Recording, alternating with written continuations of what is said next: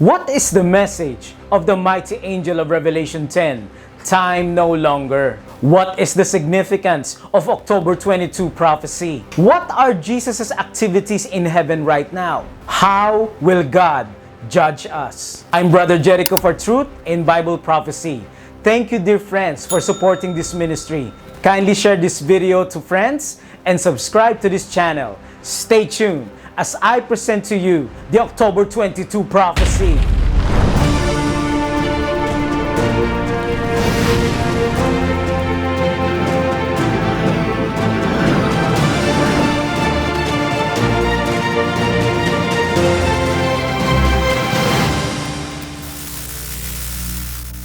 Revelation 10 verse 1, And I saw another mighty angel come down from heaven, and swear by him that liveth forever and ever, that there should be time no longer. What are the specific activities of Jesus now in heaven?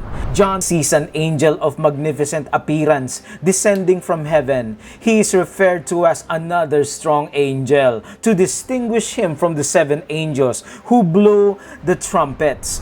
The description of the angel resembles the description of Christ found in chapter 1. He is clothed with a cloud. A rainbow is above his head. His face is like the sun, and his feet are like pillars of fire.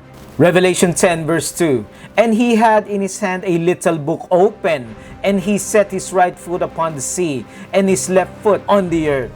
John describes an open book in the mighty angel's hand and places one foot on the land and the other on the sea, indicating the universal scope of the message to be proclaimed.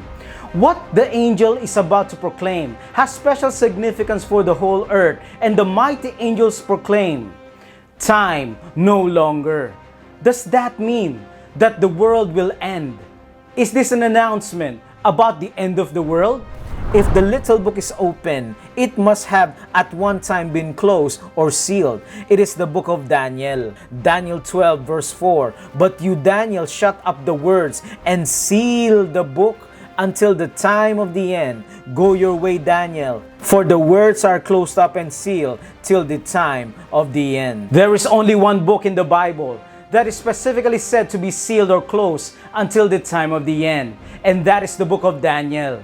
It is not the whole book of Daniel, but that is the small section of Daniel that specifically relates to the last days and the judgment of Daniel 8 verse 14. Daniel 12 verse 9, a sealed book. Revelation 10 verse 2, an unsealed book. A solemn other, a solemn oath. Time of the end. Daniel 12 verse 9, time no longer. Revelation 10 verse 6, a future appointment. Daniel 12 verse 13, appointment to share with the world. Revelation 10 verse 11, when did the time of the end begin? Answer, 1798. It was after 1798 people began to focus their attention on the time prophecies of Daniel. As they studied Daniel, they began to realize that Jesus was coming back, especially as they considered the prophecy of the 2300 years that leads to 1844. Daniel 8 verse 14, unto 2300 days, then shall the sanctuary be cleansed. God commanded Moses to build an earthly sanctuary. The original sanctuary was a tent-like structure. Here we have a diagram of the sanctuary and its pieces of furniture. The sanctuary is God's GPS, gospel plan of salvation. Everything associated with the sanctuary points to Jesus Christ. It all represents the order of God's plan of salvation. Psalm 77 verse 13, Your way, O God, is in the sanctuary. In the courtyard, the sacrificial lamb is slain by the sinner in the altar of sacrifice, representing the death of Jesus in 31 AD. In the courtyard, Jesus is the lamb that died for us. Jesus resurrected from the dead, cleansed from a dead body, resurrected from death with an immortal body, representing the laver, where the priest, cleansing his hands, mingled with the lamb's blood. The priest then brings the blood into the tabernacle, the holy place, sprinkling it 7 times in the veil, which represents the records of sin. Revelation 1 verse 13, John saw Jesus walking in the midst of the candlesticks. John saw Jesus in the holy place in heaven. Romans 4 verse 7, saying, "Blessed are they whose sins are forgiven and whose sins are covered." The Apostolic Church preaches not only the Lamb that died, but also Jesus the priest that lives. Paul says directly that Jesus is the high priest of the heavenly sanctuary. Hebrews 8 verse 1 and 2. Now this is the main point of the things we are saying. We have such a high priest who is seated at the right hand of the throne of the majesty in the heavens. Verse 2, a minister of the sanctuary and of the true tabernacle which the Lord erected and not man. In the holy place, Jesus is the high priest that intercedes for us. All year long, there was a record of forgiven sins going in the sanctuary. On the Day of Atonement, the record of forgiven sins in the sanctuary are cleansed when the high priest enter the most holy place. Question: when did Jesus enter the most holy place of the heavenly sanctuary? Answer: Daniel 8 verse 14, unto 2,300 days, then shall the sanctuary be cleansed. This 2,300-year prophecy, applying one prophetic day, equals to 1 literal year. Ezekiel 4 verse 6 starts at 457 BC.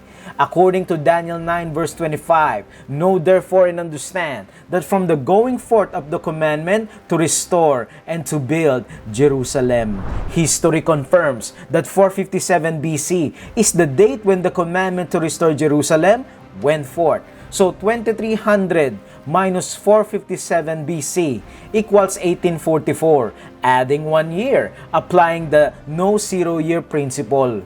What day will the Day of Atonement begin?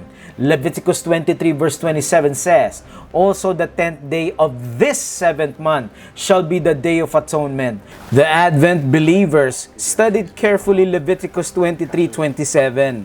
Based on the Jewish calendar, the start of the new year is according to the first new moon after the vernal equinox. According to history, on 1844, the Day of Atonement falls on October 22. Question: when did Jesus enter the most holy place? Answer: October 22, 1844. Judgment begins just like what Revelation 14 verse 7, the first angel's message says. Fear God and give glory to Him, for the hour of His judgment has come. Just as the Israelite high priest came before God in the most holy place to begin the cleansing of the sanctuary, Jesus Christ also came to His Father at the beginning of the judgment. Daniel 7 verse 13, I was watching in the night visions, and behold, one like the Son of Man, coming with clouds of heaven. He came to the Ancient of Days, that's God the Father, and they brought Him near before Him. Judgment began when Jesus entered the most holy place. That is why the books are open and the court is seated. Daniel 7 verse 10. Reading again Daniel 8 verse 14, unto 2,300 literal years, then shall the sanctuary be cleansed, meaning the judgment begin. Which sanctuary? The heavenly sanctuary.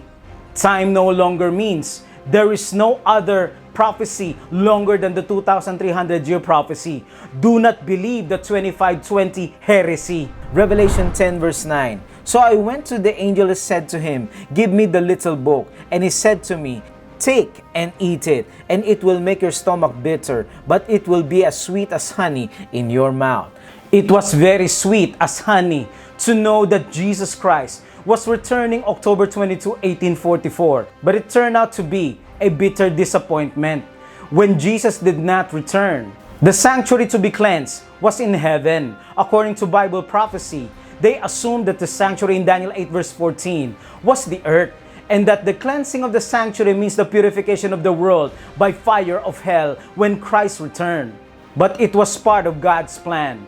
Just like in 31 AD, the disciples thought Christ would establish the kingdom on earth. They were bitterly disappointed. After His crucifixion, Jesus went to heaven to begin His work as high priest in the holy place. The attention of the disciples was directed to Christ's work in heaven. But after the disappointment on the cross, out comes the Apostolic Church, a church pointing Jesus in the holy place, saved by grace Christians, keeping the 10 commandments because of love. John 14 verse 15. Revelation 10:11, and He said to me, You must prophesy again about many people, nations, tongues, and kings. After the disappointment of 1844, out comes the remnant church of God in the final days, saved by grace Christians, pointing people to the ministry of Jesus in the most holy place, and preaching the three angels' message to all the world. They will proclaim that Jesus is coming again, but now with the correct understanding of the sanctuary. Kindly type on the comment section, Jesus will save me.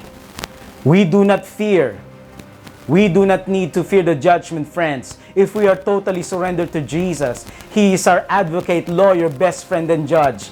And He is coming back very soon. May we all continue to seek truth in Bible prophecy.